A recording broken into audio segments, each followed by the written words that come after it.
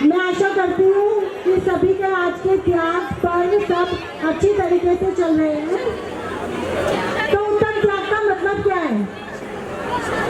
उत्तम त्याग का मतलब है कि हम अपने पांचों पाप, चार कषाय सबूत का त्याग करें और चार प्रकार के दान दें और दान देकर भूल जाएं। अगर हम उसके बारे में सोचते रहे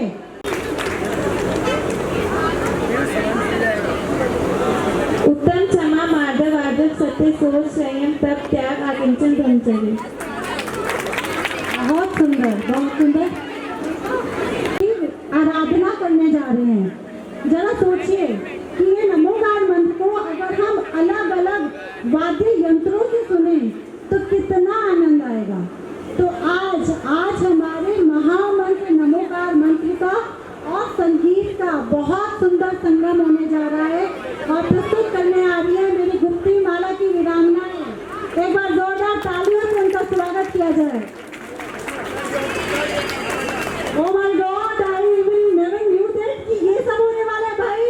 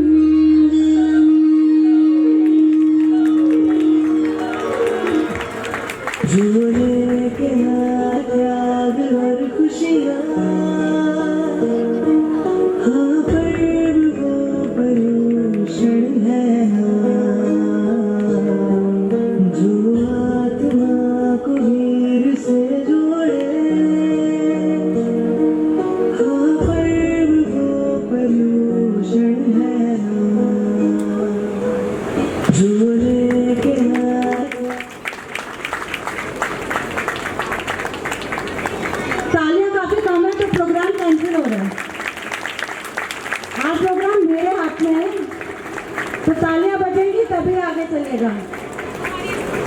तो शुरू करें आगे का प्रोग्राम। हाँ या ना? Very good.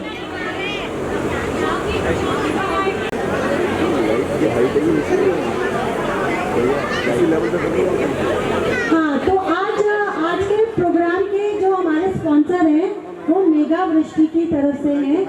तो हाँ, सुनीता भाभी जी और अभय अंकल जी की तरफ से हैं। अंकल नीचे बैठे क्या चीज़ आ जाएगी तो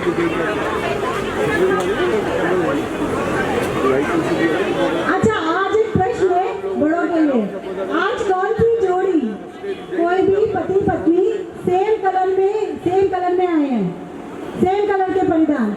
आप तो रोज आते हो, ये रोज आते हैं। एक बार जोरदार तालियां इस कपल के लिए। ये दोनों रोज सेम कलर के कपड़े पहन कर आते हैं, तो एक प्राइस तो बनता है इनके लिए। लाइटें नहीं आएगी तो फिर ऊपर कर लेना एक बार करके देखो। अच्छा, अब एक प्रश्न है बच्चों के लिए।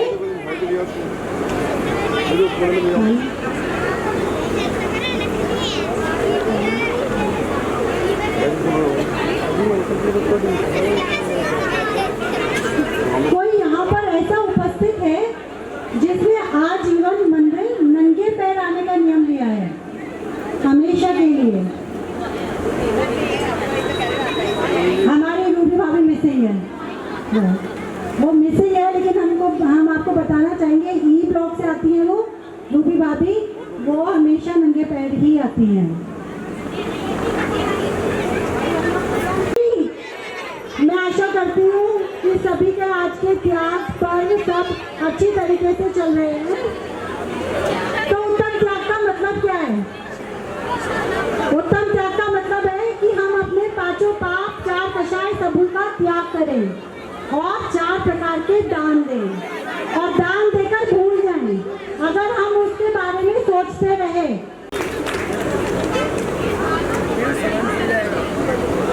उत्तम, क्षमा, माधव, आदर, सत्य, सोच, संयम, तप, त्याग, आकिंचन, ब्रह्मचर्य। बहुत सुंदर, बहुत सुंदर। आराधना करने जा रहे हैं। जरा सोचिए कि ये नमोकार मंत्र को अगर हम अलग अलग वाद्य यंत्रों से सुने तो कितना आनंद आएगा। तो आज हमारे महामंत्र नमोकार मंत्र का और संगीत का बहुत सुंदर संगम होने जा रहा है, और प्रस्तुत करने आ रही है मेरी गुप्ती माला की वीरांगनाएं। एक बार जोरदार तालियों से उनका स्वागत किया जाए। Oh my God, I even never knew that कि ये सब होने वाला है भाई। आँख पे पट्टी बंधी है, have you noticed it? Please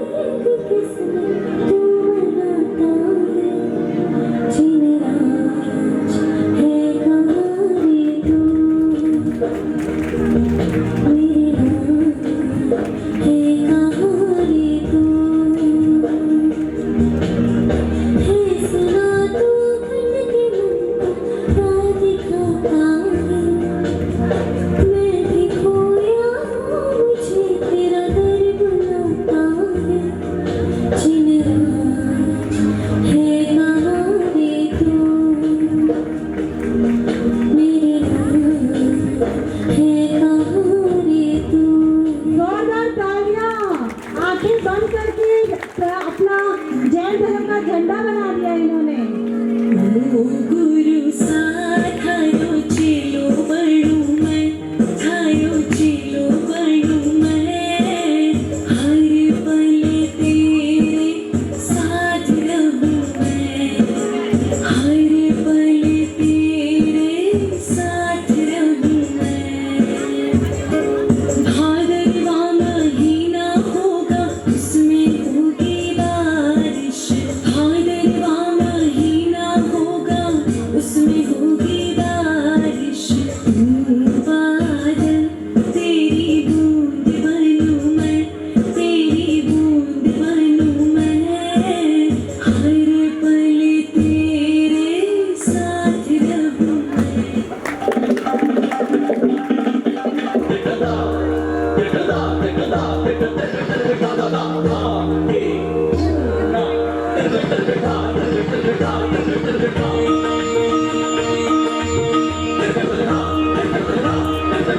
Namo Namo रे घंटाणं, नमो नमो श्री सिद्धाणं, नमो नमो आयर्याणं, नमो नमो विधायाणं, नमो लाले संसारणं, ईशो पंच नमोकारो, सब भाव प्रणासिनो, मलिनाणं च संविदं, परिमलवै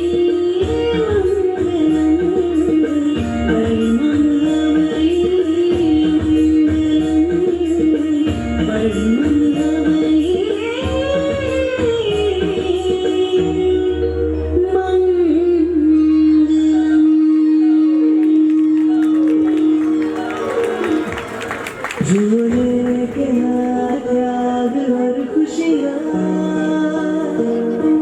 हाँ पर्व वो परुषण है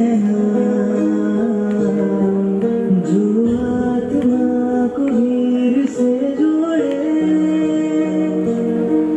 हाँ पर्व वो परुषण है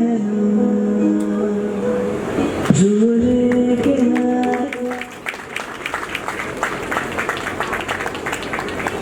तालियां काफी कम है तो प्रोग्राम कैंसिल हो रहा है। आज प्रोग्राम मेरे हाथ में है तो तालियां बजेंगी तभी आगे चलेगा। तो शुरू करें आगे का प्रोग्राम। हाँ या ना? Very good. ये हाइट है इसी लेवल पे बनी।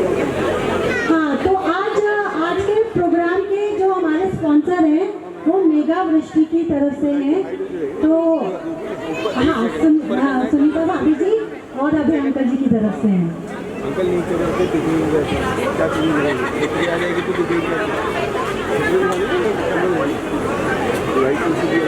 अच्छा आज एक प्रश्न है बड़ों के लिए। आज कौन सी जोड़ी कोई भी पति पत्नी सेम कलर में आए हैं, सेम कलर के परिधान।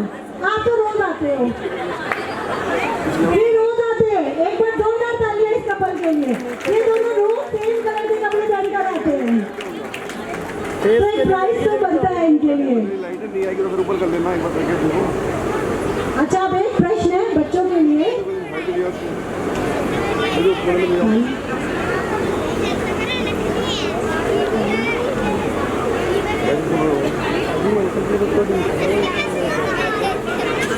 कोई यहाँ पर ऐसा उपस्थित है जिसने आजीवन मंदिर नंगे पैर आने का नियम लिया है हमेशा के लिए?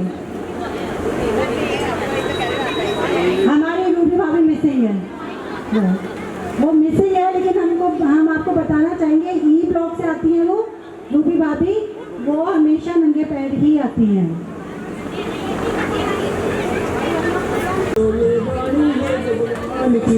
इस वाणी को नमन करो, ये वाणी है कल्याण की।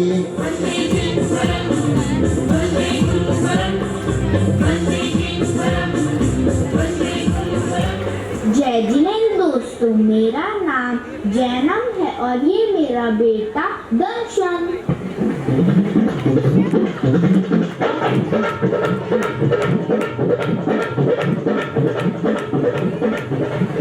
हाय फ्रेंड्स, मेरा नाम विकी है जो मैंने रखा है। मेरे डैड ने मेरा नाम विकास रखा था, सो ओल्ड फैशन नेम, इसलिए मैंने अपना नाम बदलकर विकी रख लिया। और ये मेरा बेटा लकी है, इसके दादाजी ने इसका नाम लखन रखा था। Again, so old fashioned name, you know. So I changed his name. भाइयों, मैं जैन हूँ। मेरे परम पूज्य गुरु ने कहा था कि बच्चों को पैसे मत दो, उनको संस्कार दो। परिवार, समाज और देश के काम आएगा। मैं मेरे बेटे को रोज पाठशाला भेजता हूँ, उस जिनेंद्र भगवान के दर्शन कराता हूँ। इसमें बहुत परिवर्तन आए हैं। मंदिर जाने से कोई फायदा नहीं। अपना टाइम वेस्ट मत कर। पढ़ेगा लिखेगा तो अच्छी जॉब मिलेगी, पढ़ी लिखी वाइफ मिलेगी। नो, जिनेंद्र भगवान के दर्शन करने से हम पढ़ाई में कमजोर नहीं होते, बल्कि पढ़ाई में मन लगता है। पहले मेरा बेटा पढ़ाई में बहुत कमजोर था, अब वो पढ़ाई मन लगा कर करता है। टेस्ट में मार्क्स भी अच्छे लाता है। इसमें कौन सी नई बात है? मेरा सन भी टेस्ट में अच्छे मार्क्स लाता है। You know, मेरा बेटा प्रातः उठकर अपनी माता और मेरे चरण स्पर्श करता है। इन चीजों से उसके व्यवहार में बहुत परिवर्तन आए हैं। ओह, क्या बकवास करता है? क्या एक बातों से किसी का पेट भरता है? दुनिया में सबसे बड़ा पैसा है। Money money money.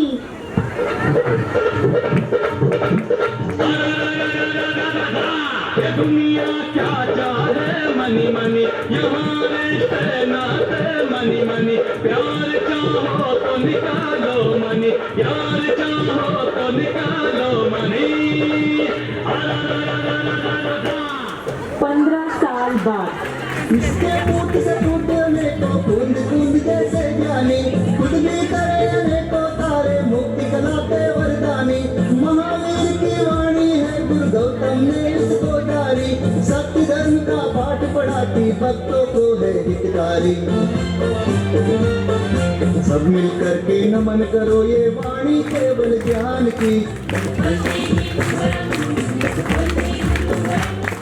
जय हिंद दोस्तों, आपके और परम पूज्य गुरुवर के आशीर्वाद से मेरा बेटा आज डॉक्टर बन गया है और गांव में जाके गरीबों का इलाज करता है।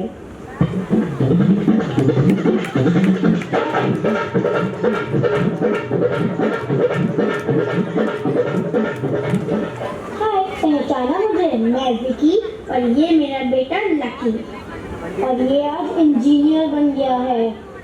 आज हमारे पास करोड़ों का बैंक बैलेंस है।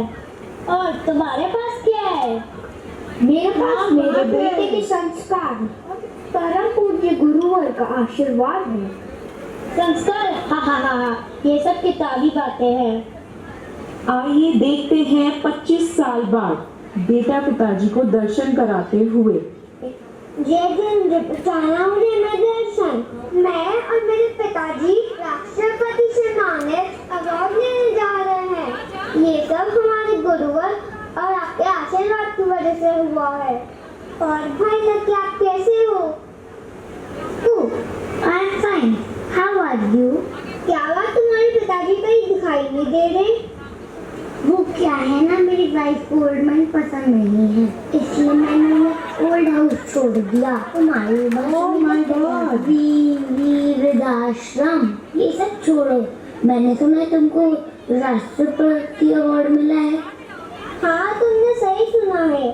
क्या इन सब से तुम्हारी सारी जरूरत पूरी हो जाएगी? इसलिए कहता हूँ ब्रदर, पैसे कमाओ, मनी मनी मनी। माटी के पुतले तुझे कितना घुमाने, माटी के पुतले तुझे कितना घुमाने। इनकम टैक्स की रेड पड़ती है। तुम में से लखन कौन है? I am here। गिरफ्तार किया जाता है। बच मेरी फॉल्स क्या है? तुम्हें भ्रष्टाचार के अपराध में गिरफ्तार किया जाता है। अरे भाई आप, मैंने आपके बारे में बहुत सुना है, आपको राष्ट्रपति अवार्ड मिला है। I salute you sir. भाई इसकी कोई जरूरत नहीं है, ये सब मेरे संस्कारों की वजह से है कि मैं सबकी सेवा कर पा रहा हूँ। चल लखन, तेरे जेल की हवा पिलाता हूँ। ईश्वर ने मुझे तुम्हारे जैसा बेटा दिया है, मुझे तुम पर नाज है। बोलिए जैन धर्म की। बच्चों को पैसे मत दो, संस्कार दो, आगे चलकर संस्कार काम आते हैं। शासनम जिन शासनम शासनम आबाद रहे तू, आबाद रहे तू। मेरे शासन मेरे आबाद रहे तू, मोक्ष मार्ग की एक पहचान है तू। शासनम जिन शासनम शासनम जिन शासनम। बोले जैन धर्म की जय, जैन धर्म की। सभी अष्टद्रव्य वाले बच्चे ऊपर आ जाएं। पसंद आई आपको ये छोटी सी परफॉर्मेंस बच्चों की? धन्यवाद धन्यवाद। आज हमने एक छोटी सी प्रतियोगिता भी रखी थी, अष्टद्रव्य थाली की प्रतियोगिता। आप सभी ने पीछे रखी देखी होंगी, बहुत सुंदर एंट्रीज आई हैं। आज हमारे जितने भी अष्टद्रव्य के बच्चे हैं उनकी मम्मियाँ भी जरा पीछे आ जाएं। देखिए, हम सभी को पता है कि जब हम मंदिर में आते हैं तो अष्टद्रव्य से पूजा करते हैं। तो अष्टद्रव्य का, हर द्रव्य का अपना एक मतलब है, उनके अलग अलग भाव हैं। तो अगर हम उन भावों से पूजा करें तो हम इस संसार से ही मुक्त हो जाएंगे। तो आज प्रस्तुति में छोटे बच्चे वही हमको समझाने जा रहे हैं। आज जो हमारे जजेस हैं आज की प्रतियोगिता के, क्या उन्होंने अपना तैयार कर लिया है? वेरी गुड, दे दिया आपने?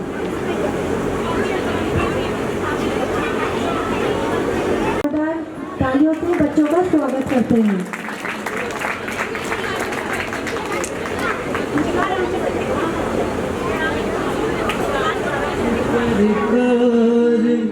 चार संघ को दीजिए, धन बिजली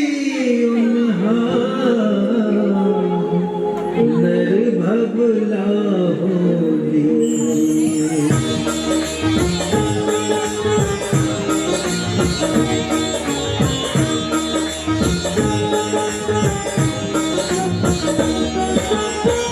उत्तम त्याग भयो जग सारा, औषध शास्त्र अभय आहारा। निहचे राग द्वेष निर्वारे,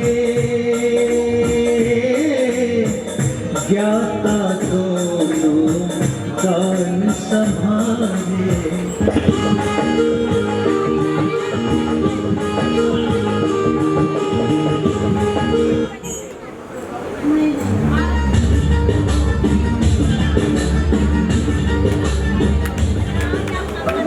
जल चढ़ाते समय, हे प्रभु, आपने जन्म, जरा एवं मरण समाप्त कर दिया है और संसार के सभी कष्टों से मुक्ति पाई है। अतः आप शीतल सागर हो एवं निर्मल ज्योति हो। मुझे भी संसार में बार बार ना आना पड़े, अतः जन्म जरा मृत्यु के विनाश हेतु मैं आपको जल चढ़ाता हूँ। ओम ह्रीं श्री उत्तम त्याग धर्मांगाय, जन्म जरा मृत्यु विनाशनाय जलम निर्वपामीति स्वाहा।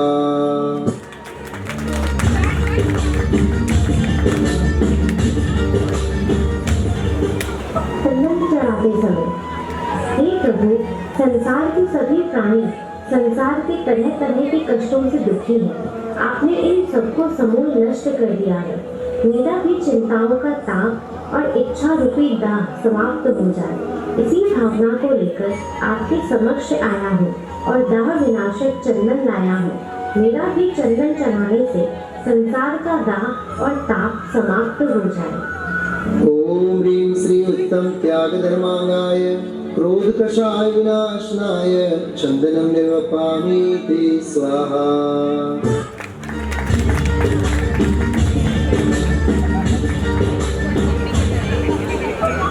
अक्षत चढ़ाते समय, हे प्रभु, अपने संसार की सब व्याकुलताएं एवं मोह को नष्ट कर अक्षय पद प्राप्त किया है।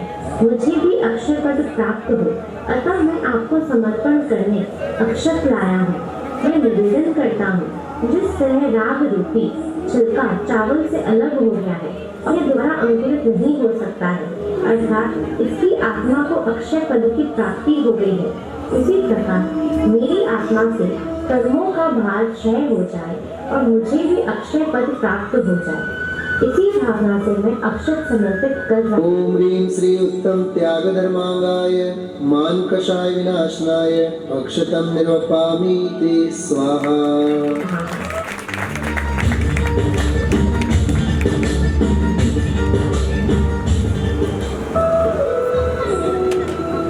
चढ़ाते समय, हे काम विजयी प्रभु, आपने संसारी आकर्षणों पर विजय प्राप्त कर ली है, अर्थात काम सांसारिकता को जीत लिया है। जिस तरह पुष्प पर आकर्षण होता है और आकर्षण से तितली और भौरे उस पर बैठकर अपनी जान गंवाते हैं, उसी प्रकार मैं काम वासना की ओर आकर्षित होकर दुखी हूँ।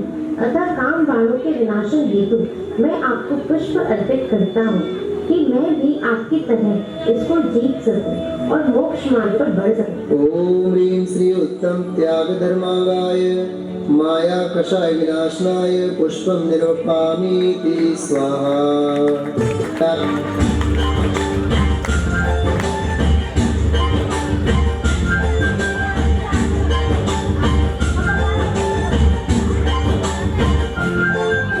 नैवेद्य चढ़ाते समय, हे क्षुधा विनाशक, आपने भूख के आकर्षण को समाप्त कर दिया है और भूख को शांत कर लिया है, जीत लिया है क्षुधा रोग को। मैं भी इस क्षुधा रोग से पीड़ित हूँ। इस अनादि काल से लगे क्षुधा रोग को नष्ट करने की इच्छा से यह नैवेद्य लाया हूँ। आपको समर्पित कर मेरा क्षुधा रोग सदा के लिए शांत हो जाए। ओम ह्रीं श्री उत्तम त्याग धर्मांगाय लोभ कषाय विनाशनाय नैवेद्यम निर्वपामि ते स्वाहा।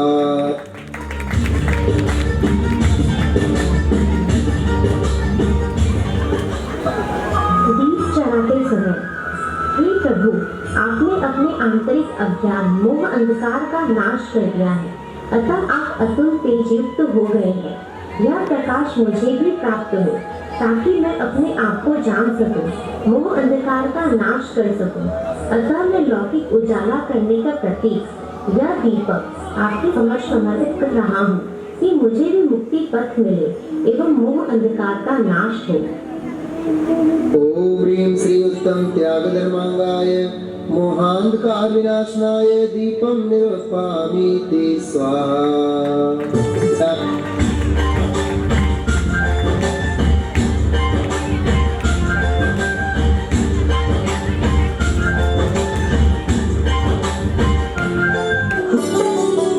धूप चढ़ाते समय, हे प्रभु, आपने कर्म शत्रुओं को अपने तप के द्वारा नष्ट कर दिया है।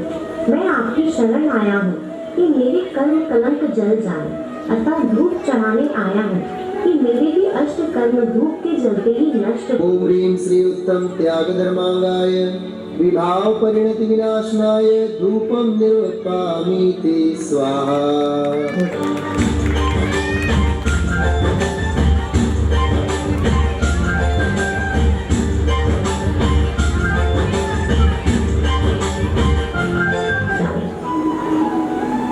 फल चढ़ाते समय, हे प्रभु, आपने अपने लक्ष्य परम शांति को प्राप्त कर लिया है।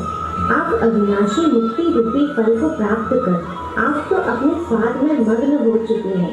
आपने जिस फल को अपने पुरुषार्थ के बल से प्राप्त कर लिया है, उसी फल की प्राप्ति के लिए यह लौकिक फल आपके चरणों में चढ़ाने आया है।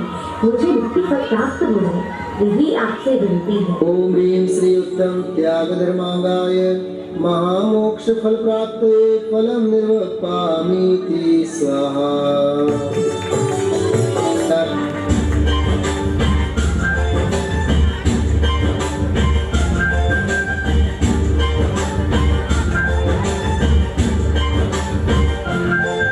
अंत में अर्घ चढ़ाते समय हे प्रभु, आप अनर्घ पद विभूषित दीपराग विज्ञानी केवली भगवान हैं। आप जैसा अनर्घ पद मुझे मेरे पुरुषार्थ से पैदा हो जाए।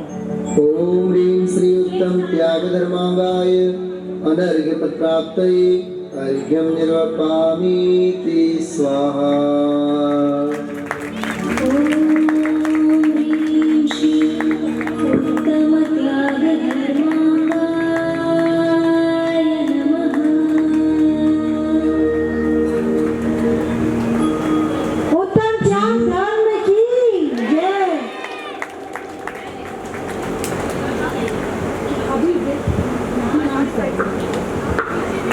बहुत सुंदर प्रस्तुति थी छोटे बच्चों की। इतने सुंदर भाव उन्होंने हमें आके बताए।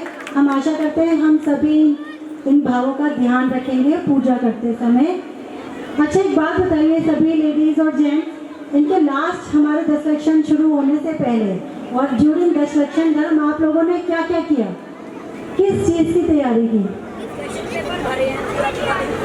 10 लक्षण में क्वेश्चन पेपर भरे हैं और उससे पहले शायद अपने कपड़ों की तैयारी करी है ना? राइट? नहीं, कुछ तो करी है। लेकिन मेरी गुप्ती माला की जो सखियां हैं, आप देख रहे हो कि जो प्रस्तुति आ रही है कि बैक स्टेज कितना काम हो रहा है, ऑन स्टेज लगातार काम हो रहा है। आप सोचो 15 दिन से वो कितनी मेहनत कर रहे हैं इन प्रोग्राम्स को देने के लिए। तो मेरी सभी सखियों के लिए जोरदार तालियां बनती हैं। Thank you. आज की जो हमने अष्टद्रव्य थाली प्रतियोगिता रखी थी, जजेस ने उसके मुझे रिजल्ट दे दिए हैं। रिजल्ट हैं नेहा जैन, निर्माण विहार फर्स्ट। नेहा जैन कौन है, एक बार खड़े हो जाए। नेहा जैन। सेकंड है काजल जैन, E8। काजल जैन। सब तालियां छोड़ के चले गए क्या? अच्छा, उनके पति देव हैं यहाँ। भाई जोरदार तालियां। हाँ भैया, आपको अभी गिफ्ट हम बाद में देंगे, अभी सिर्फ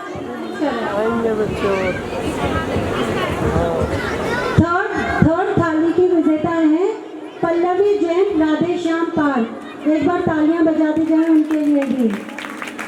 अच्छा, वेरी नाइस। आप सभी को अभी गिफ्ट दे दिए जाएंगे। जितने भी अष्टद्रव्य थाली वो अष्टद्रव्य प्रोग्राम के बच्चे थे उनको गिफ्ट मिल गए। प्लीज इन बच्चों की मम्मियाँ चेक कर लें कि उनके गिफ्ट मिल गए हैं। जिसको ना मिले वो आके हमें ज़रूर बताएं। तो चलिए अब हम आज का मच अवेटेड प्रोग्राम शुरू करने जा रहे हैं। भरत बाहुबली पता है ना? हम सबको ही पता है कौन है। कौन है भरत बाहुबली?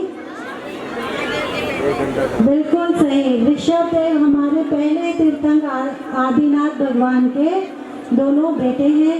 और बाहुबली जी की भी क्या विशेषता है? नहीं, सबसे पहले तो कोई और भी गए उनसे पहले। वो कामदेव है, सही है। बाहुबली हमारे कामदेव भी हैं। अच्छा, सबसे ऊंची प्रतिमा उनकी कहाँ बनी है सबको पता है। आई थिंक गोमटेश सभी गए होंगे। कौन नहीं गया है वो हाथ ऊपर करे। गरिमा तो गई नहीं अभी तक। गोमटेश लेके जाओ भाई, इसको लेके चलो इसको भैया, ड्यूटी है। तब हमारा प्रोग्राम शुरू हो रहा है भरत बाहुबली का। जोरदार तालियां इस प्रोग्राम के लिए। प्रथम तीर्थंकर आदिनाथ को शीश नवाते हैं, हम शीश नवाते हैं। विश्वनाथ जी का तुमको वैराग दिखाते हैं, हम शीश नवाते हैं। कैसे हुए थे वैरागी हम ये बतलाते हैं, तुमको हम बतलाते हैं। विश्वनाथ जी का तुमको वैराग दिखाते हैं, हम शीश नवाते हैं।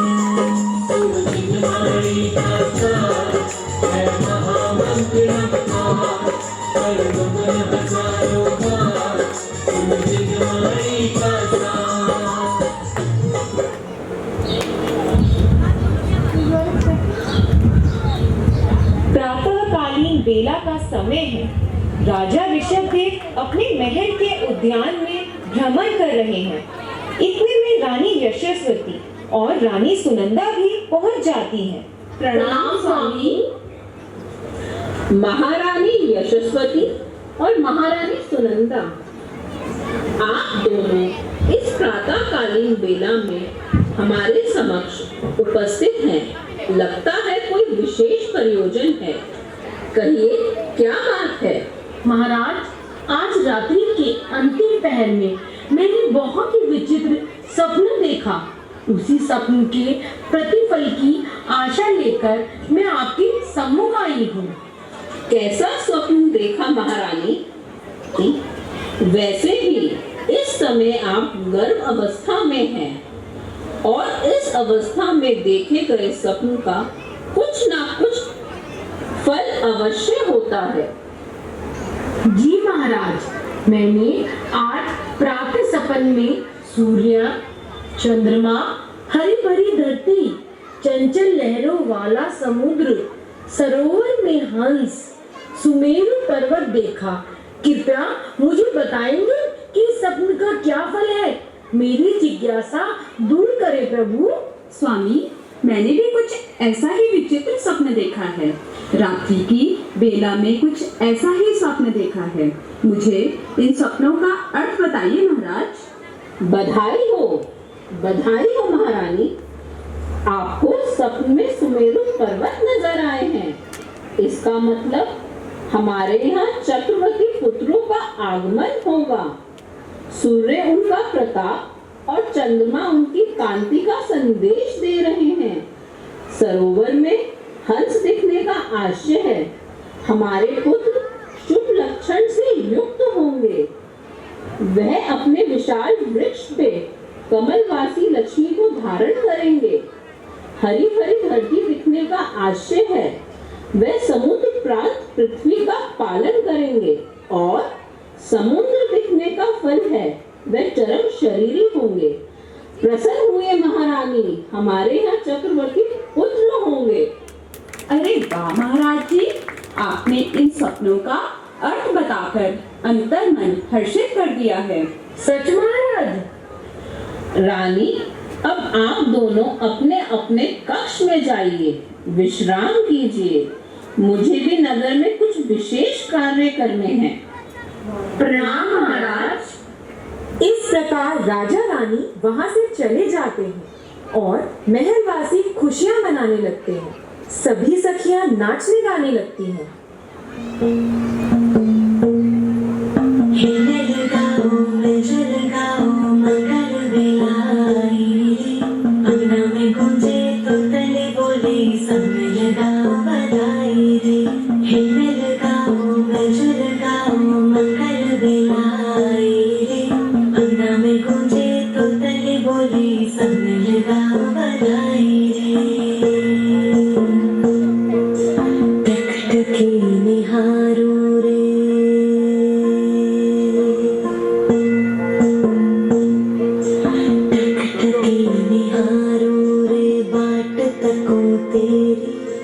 रास्ता सवारो रे, राह देखो तेरी, रिश्ता है मुझसे सच्चा तेरा, फिर भी क्यों डर जाए मन ये मेरा, नैन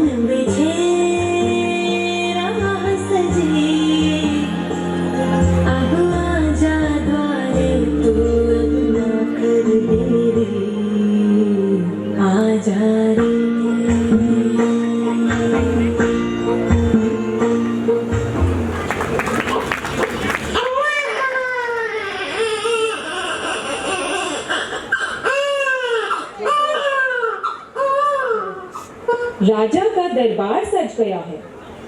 बधाई हो महाराज, रानी यशस्वती को एक पुत्र और पुत्री हुई है। अरे वाह, ये तो अत्यंत सुखद समाचार है। बधाई हो महाराज, रानी सुनंदा ने भी एक पुत्र और पुत्री को जन्म दिया है। आज तो हमारी प्रसन्नता का ठिकाना ही नहीं है। पूरी अयोध्या नगरी को दुल्हन की तरह सजाया जाए। महाउत्सव की तैयारी करो, दीपमाला प्रज्वलित करो। हम अपने बच्चों का नामकरण करेंगे। इस प्रकार पूरी नगरी दीपों से सजाई गई, मानो दिवाली हो। चारों तरफ लोग बधाई के गीत गा रहे थे और खुशियां मना रहे थे।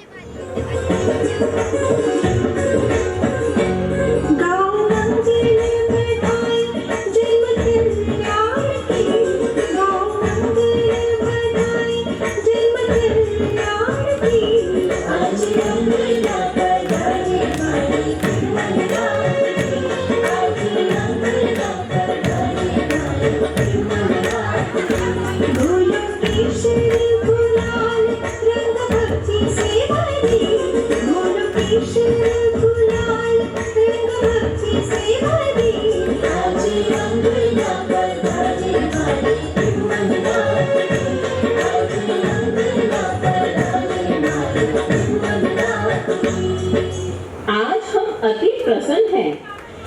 आज हम अपने बच्चों का नामकरण करेंगे। महारानी यशस्वती, आपके पुत्र का नाम भरत और पुत्री का नाम ब्रह्मी होगा। भरत हमारा ज्येष्ठ पुत्र है। महारानी सुनंदा, आपके पुत्र का नाम बाहुबली होगा और पुत्री का नाम सुंदरी होगा। हम स्वयं अपने बच्चों को सभी विद्याओं और कलाओं में निपुणता प्रदान करेंगे। इस प्रकार राजा और रानी यशस्वती और रानी सुनंदा के दिन हर्ष से व्यतीत होने लगे। देखते ही देखते चारों बच्चे विद्याओं को सीखने की उम्र में आ गए।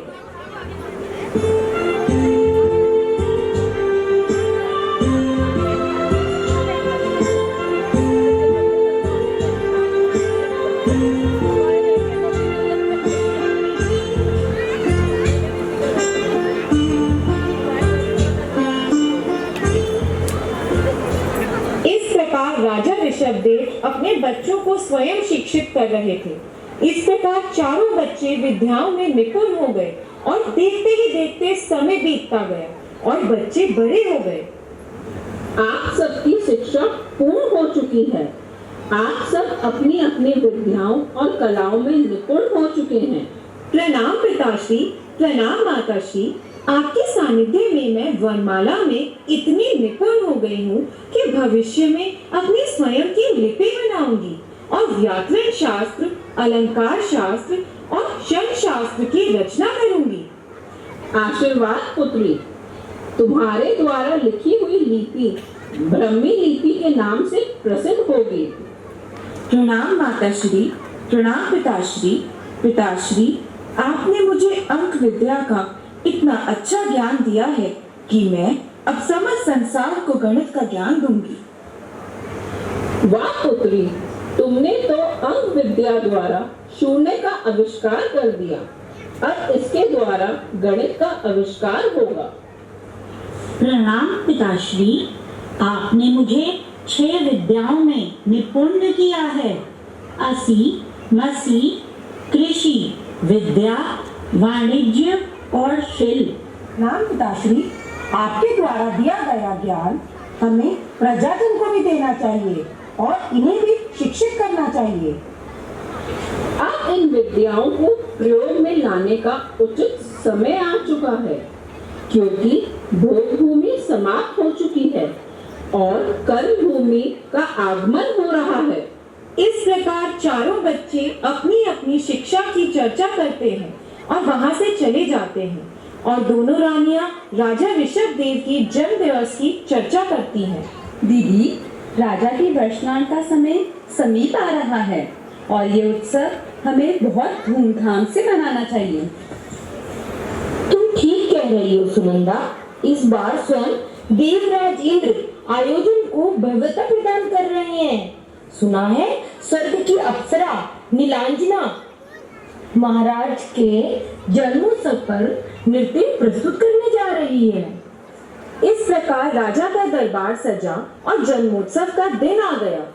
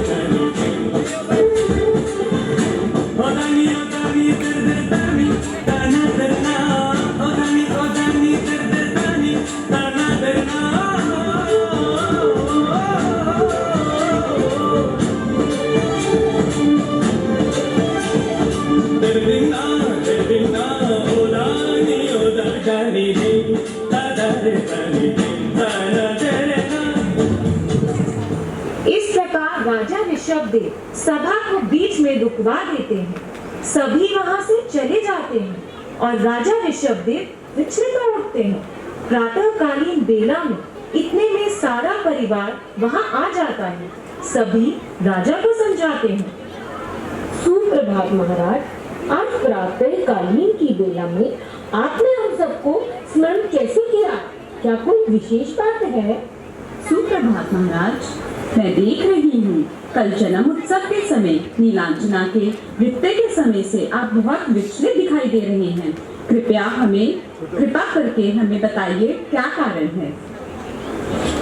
तुम्हें पता है महारानी, कल नृत्य के समय नीलांजना की मृत्यु हो गई थी और देवराज इंद्र ने उसी समय दूसरी नीलांजना को प्रकट कर दिया। ये संसार तो क्षणभंगुर है और मैं इसका परित्याग करता हूँ। प्रभु, जीवन और मृत्यु तो जीवन का अनिवार्य सत्य है। जो आया है वो जाएगा भी। इसमें इतने विचलित होने वाली क्या बात है प्रभु? स्वामी, दीदी सही कह रही है। जो आया है वो जाएगा भी। पिताश्री, देवराज इंद्र ने हमारे साथ कपट किया है। उन्हें मालूम हो गया था कि नीलांजना की आयु पूर्ण होने वाली है, इसलिए उन्होंने जानबूझ के ये किया है।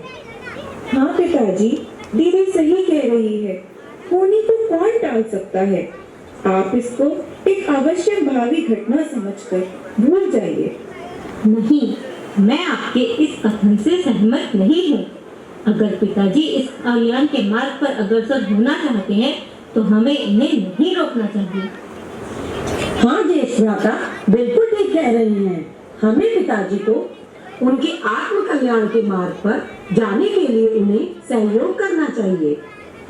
मैं निर्णय ले चुका हूँ, लेकिन मैं अपना अंतिम कर्तव्य पूर्ण करना चाहता हूँ। भरत हमारा ज्येष्ठ पुत्र है। मैं चाहता हूँ कि मेरे पश्चात अपने आप दोनों महारानी भरत का राज्य अभिषेक करें और बाहुबली को मेरा पोदनपुर का राज्य दिया जाए और मेरे बाकी पुत्रों को आसपास के अन्य राज्य दिए जाएं। अब मैं इस संसार का परित्याग करता हूँ।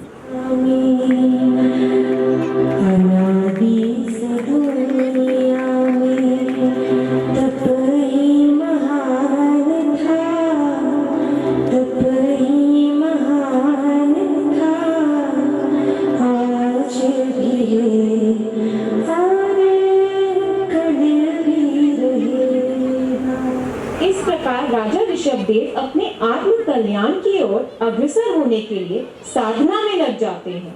उधर भरत के राज्य अभिषेक की तैयारी भी जोरों शोरों से चल रही थी।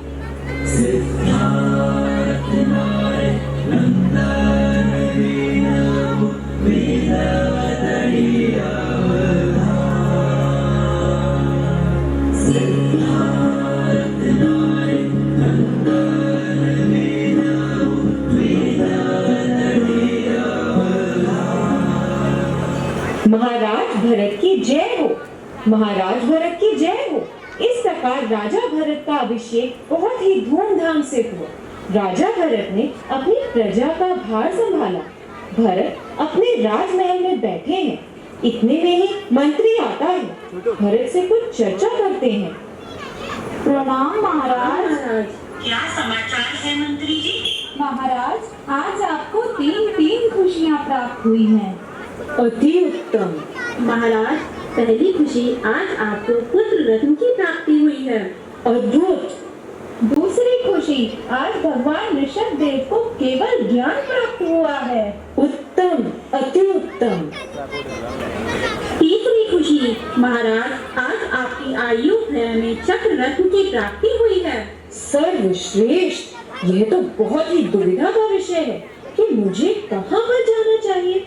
क्या मैं अपने पुत्र को देखने जाऊं या फिर चक्र के दर्शन को?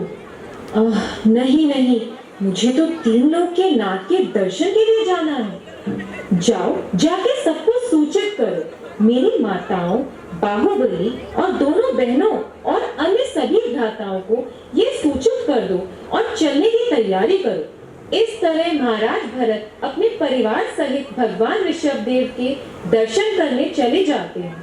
तभी दोनों मंत्री आपस में आकर कुछ चर्चा करते हैं। मंत्री जी, महाराज भरत अपने परिवार संग दर्शन करके लौट आए हैं। अच्छा मंत्री जी, फिर तो हमें उनसे चक्र रत्न के संबंध में भी चर्चा कर लेनी चाहिए। मंत्री जी, चक्र रत्न के साथ महलों में नव निधियां और 14 रत्न भी प्रकट हो गए हैं। 14 रत्नों के साथ पृथ्वी पर 6 खंड पर आधिपत्य स्थापित करना अनिवार्य हो जाता है। चलो मंत्री जी, इस विषय में महाराज श्री से विचार करते हैं। प्रणाम महाराज। क्या समाचार है मंत्री जी? महाराज, चक्र रत्न के साथ ही आपके दिग्विजय अभियान को अगर आप कह रहे हैं कि ये अनिवार्य नीति है तो मैं क्या बोल सकता हूँ। फिर तो मुझे सारे राज्य में आधिपत्य स्थापित करने के लिए चक्र को चारों दिशाओं में छोड़ना ही होगा। इस प्रकार महाराज भरत चारों दिशाओं में अपनी विजय पताका लहराते हुए राजमहल में लौट आते हैं। अरे, ये क्या हो गया? चक्र रत्न तो यहीं रुक गया। मंत्री जी, लगता है किसी महाराज ने हमारे महाराज का आधिपत्य स्वीकार ही नहीं किया है। अरे, दूर क्यों जाना मंत्री जी, पौधनपुर नरेश बाहुबली जी के यहाँ तो सेना गई ही नहीं। चलिए इस विषय में महाराज से बात करते हैं। हाँ, चलिए। क्या समाचार है मंत्री जी? प्रणाम महाराज, आपका चक्र रुक गया है। महाराज, पौधनपुर नरेश बाहुबली के यहाँ तो हमारी सेना गई ही नहीं। रुकिए, थोड़ा सा विचार विमर्श कर लेते हैं। वो मेरा अनुज भाई है।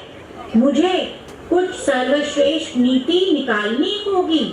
कुछ समय का अभाव है। इस प्रकार भरत सोचते हैं। समस्त दिशाओं को विजय प्राप्त करने में जो चक्र कहीं नहीं रुका, आज मेरे घर के आंगन में कैसे रुक गया? मंत्री जी, जाइए, ये पत्र मेरे अनुज भाई को भिजवा दीजिए। भिजवाने के बाद मुझे जल्दी सूचित कीजिएगा। इस प्रकार भरत मन में ये दुख का अनुभव करते हुए चक्र के अभ्यंतर प्रवेश न करने के विचार विमर्श पूर्वक एक दूत को बाहुबली भाई के पास एक पत्र देकर भेजते हैं। ये पत्र राजा बाहुबली जी को दे आइए। प्रणाम महाराज, दूत एक संदेशा लाया है। कैसा संदेशा? महाराज, भरत ने आपके लिए पत्र भेजा है। अरे वाह, मेरे भाई ने मेरे लिए एक पत्र भेजा है। दिखाओ कैसा पत्र है। अरे, ये कैसा पत्र है? ये तो ऐसा प्रतीत ही नहीं हो रहा कि किसी बड़े भाई ने अपने अनुज भाई के लिए भेजा हो। ये तो ऐसा प्रतीत हो रहा है कि किसी चक्रवर्ती राजा ने साधारण से राजा को भेजा हो। ले जाओ इसे और इसे उन्हें वापस कर दो और उन्हें ये संदेशा भी देना कि मुझे उनका यह आधिपत्य स्वीकार नहीं है। जी महाराज। इस प्रकार बाहुबली को पत्र देखकर अत्यधिक क्रोध आ जाता है और सोचते हैं कि अब तो मुझे युद्ध भूमि में अपना कौशल दिखाना ही पड़ेगा। प्रणाम महाराज। प्रणाम। आपके छोटे भाई ने आपका पत्र स्वीकार नहीं किया है। ऐसा कैसे हो सकता है? मेरे ही भाई ने मेरा पत्र ठुकरा दिया। मंत्री जी, ये युद्ध तो होकर ही रहेगा। जाओ जल्दी से युद्ध की तैयारी करो। जो आज्ञा महाराज। इस प्रकार अपने छोटे भाई को जीतने की इच्छा से भरत ने युद्ध का ऐलान कर दिया। इतना सुनकर दोनों मंत्री चिंता में पड़ जाते हैं। बड़े भाई। मंत्री जी, मेरे विचार से तो महाराज ये गलत कर रहे हैं। हाँ मंत्री जी, ये तो गलत है। यदि युद्ध होता है तो अपनी ही प्रजा का नुकसान है और प्रजा का नुकसान तो अपना ही नुकसान है। आइए मंत्री जी, महाराज श्री से इस बारे में वार्तालाप करते हैं। मंत्री जी, क्या युद्ध की तैयारी पूरी हो चुकी है? महाराज, मेरे विचार में ये युद्ध नहीं होना चाहिए। यदि ये युद्ध होता है तो अपनी ही प्रजा का नुकसान है। महाराज, मेरे विचार से 3 प्रकार के युद्ध होने चाहिए। इससे प्रजा का कोई भी नुकसान नहीं होगा। किस प्रकार का युद्ध? महाराज, प्रथम नेत्र युद्ध, द्वितीय जल युद्ध, तृतीय मल युद्ध। मंत्री जी, जल्द ही युद्ध की तैयारी शुरू कीजिए। मुझे सारे राज्यों में अपना आधिपत्य स्थापित करना है। जो आज्ञा महाराज। इस प्रकार निश्चय कर तथा भारी मनुष्यों के संघार के डर से मंत्रियों ने दोनों की आज्ञा लेकर धर्म युद्ध की घोषणा कर दी। पहला युद्ध, नेत्र युद्ध, आरंभ होने जा रहा है। आरंभ है प्रचंड, बोल मस्तकों के झुंड, आज जंग की घड़ी की तुम हार दो।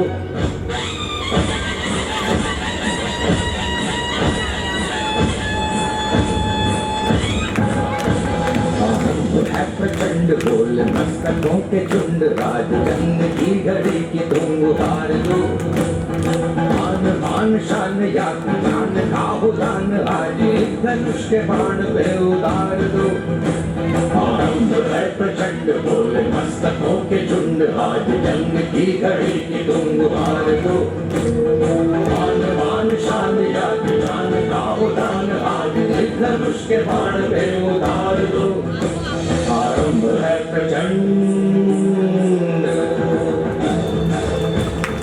इस प्रकार पहला युद्ध समाप्त होता है। इसमें महाराज बाहुबली जी विजय हुए। इस प्रकार बाहुबली ने टिमकार रही दृष्टि से भरत को जीत लिया। अब दूसरा युद्ध, जल युद्ध, आरंभ होने जा रहा है।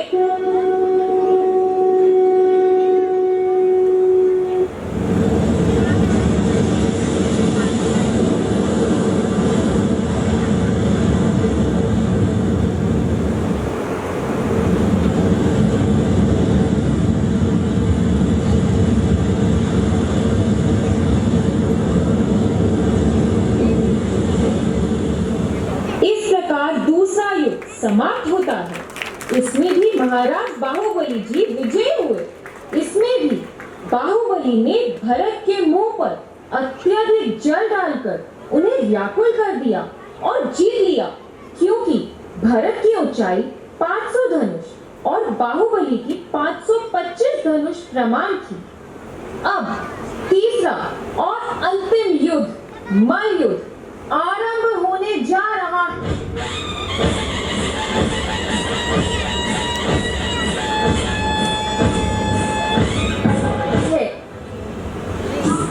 हवस नहीं, किसी पे कोई वश नहीं, क्या जिंदगी है ठोकरों पे मार दो। मौत अंत है नहीं तो मौत से भी क्यों डरे, ये जाके आसमान में दहाड़ दो। आरंभ आरंभ है प्रचंड बोल मस्तकों के झुंड आज जंग की घड़ी की तुम हार दो मान मान शान या प्राण का उदान आज एक धनुष के बाण पे उतार दो आरंभ है प्रचंड। इस प्रकार तीसरा युद्ध समाप्त हुआ। इसमें भी बाहुबली जी विजयी हुए। मल्ल युद्ध में बाहुबली जी ने भरत को जीत लिया। और ये क्या, दोनों तरफ के राजाओं के बीच ऐसा अपमान देखकर भरत ने क्रोध में आकर अपने मैंने तो आत्म कल्याण पर चलने का अपना मन बना ही लिया है। मुझे आपकी इस साम्राज्य में बस इतनी सी जगह चाहिए जहाँ मैं खड़ा होकर अपनी तपस्या कर सकूं। इस घटना से बाहुबली उसी समय विरक्त हो गए और शरीर, वैभव, संसार आदि को क्षणभंगुरता को त्यागने का फैसला कर दिया। इस प्रकार महाराज बाहुबली अपने वैराग्य को अचल करके तपोवन में चले जाते हैं और दीक्षा लेकर 1 वर्ष का योग धारण कर लेते हैं। उधर भरत महाराज का चक्रवर्ती पद पर महासाम्राज्य अभिषेक होता है और इस प्रकार बाहुबली एक ही स्थान पर खड़े होकर अपनी साधना में लग जाते हैं। न बुद्धि न चित्त अहंकार न जिह्वा नयन नासिका कर्णद्वार न चलता न रुकता न कहता न सुनता जगत चेतना हो अनादि अनंत जगत चेतना हो अनादि अनंत। इस प्रकार दोनों बहनें जब अपने भाई बाहुबली को देखती हैं तो बड़ी व्याकुल हो जाती हैं कि मेरे भाई की क्या दशा हो गई है। तो वो भरत के पास जाती है। भैया, आप बाहुबली भैया को समझाते क्यों नहीं? हाँ भैया, आप उन्हें समझाइए। उन्होंने अपने मन में एक धारणा बना ली है कि वह आपकी जमीन पर खड़े हैं। चलिए उनके पास। भ्राता, ये आप क्या सोच रहे हैं? ये राज्य ना मेरा है ना आपका। यहाँ कितने चक्रवर्ती आए और चले गए। आप बिना कुछ भी सोचे समझे अपनी साधना कीजिए और आत्म कल्याण के मार्ग पर अग्रसर हों। इतना सुनते ही भगवान बाहुबली का हृदय विकल्प रहित हो जाता है और उन्हें केवल ज्ञान की प्राप्ति हो जाती है। मैं भी नहीं और कण कण रमनता जगत चेतना हो अनादि अनंत जगत चेतना हो अनादि अनंत। समस्त पदार्थों को जानने वाले बाहुबली अपने वचन रूपी अमृत के द्वारा समस्त संसार को संतुष्ट करते हुए पूज्य पिता ऋषभदेव भगवान के समीप से पवित्र हुए कैलाश पर्वत पर जा पहुंचते हैं। बोलिए बाहुबली भगवान की जय।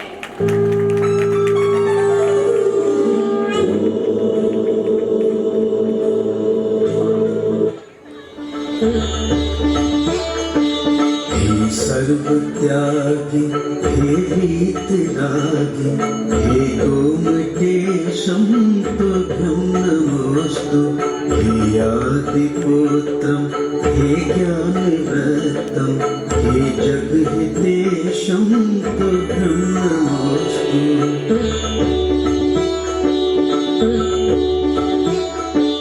हे नीलकमलं हे वर्णविमलं हे श्याम केशं तुभ्यं नमोऽस्तु हे धनुष भ्रकुटि हे शान्तनयनं हे दृष्टिनासा तुभ्यं नमोऽस्तु।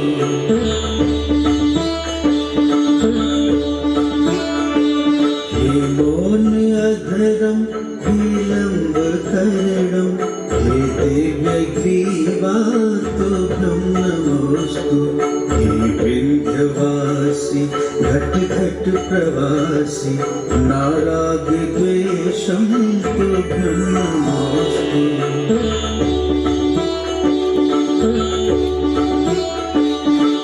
मात कालन के वीर बालक चामुंडरायं तो ब्रह्मोस्तु हेमेमि चंद्रम जिन चंद्र स्वामी हे विंध्यगिरिवर तो बाहुबली भगवान की जय, बाहुबली भगवान की जय।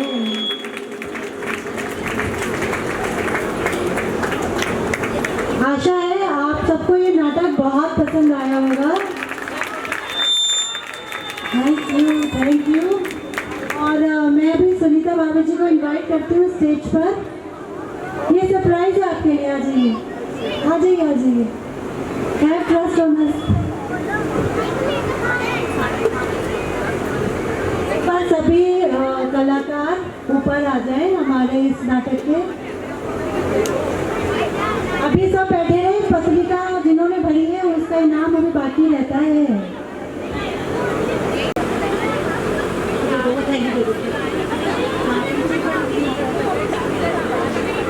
बच्चों का प्रोग्राम हो गया ना।